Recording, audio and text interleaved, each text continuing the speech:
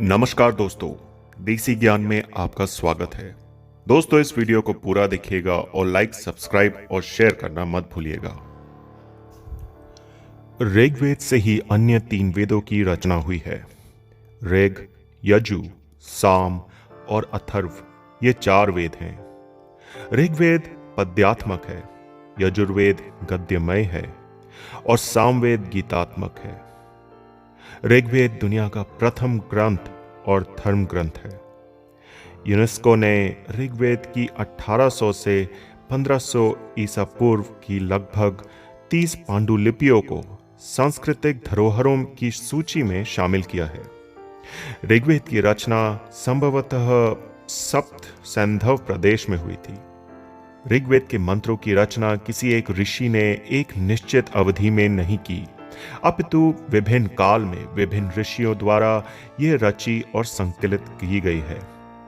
इसमें आर्यों की राजनीतिक प्रणाली एवं इतिहास के विषय में जानकारी प्राप्त होती है। इससे भौगोलिक स्थिति और देवताओं के आवाहन के मंत्रों के साथ बहुत कुछ है।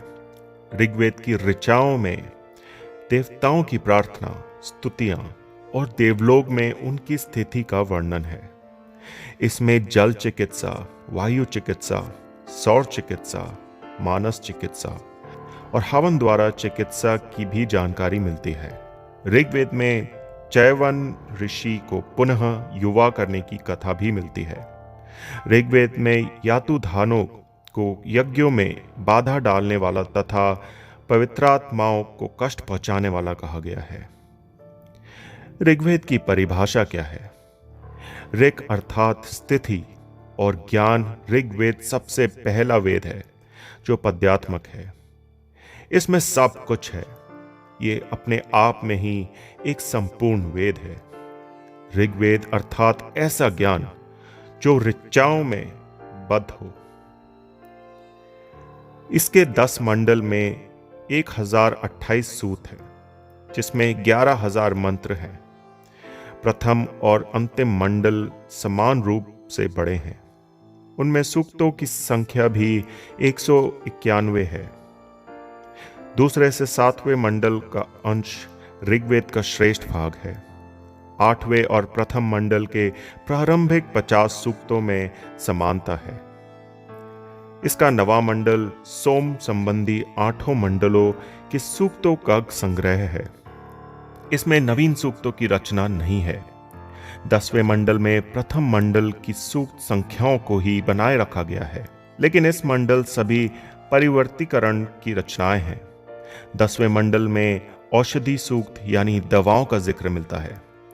इसमें औषधियों की संख्या 125 के लगभग बताई गई है, जो कि 107 स्थानों में पाई जाती है।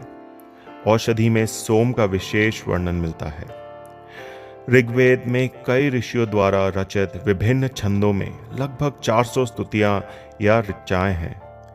ये स्तुतियां अग्नि, वायु, वरुण, इंद्र, विश्वदेव, मरुत, प्रजापति, सूर्य, उषा, पूषा, रुद्र, सविता आदि देवताओं को समर्पित है।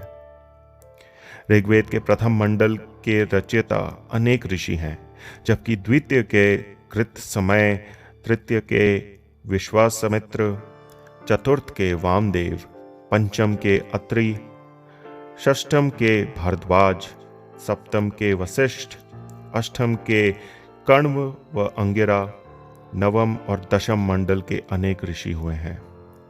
दोस्तों, कमेंट करके हमें जरूर बताइएगा कि आप क्या सोचते हैं।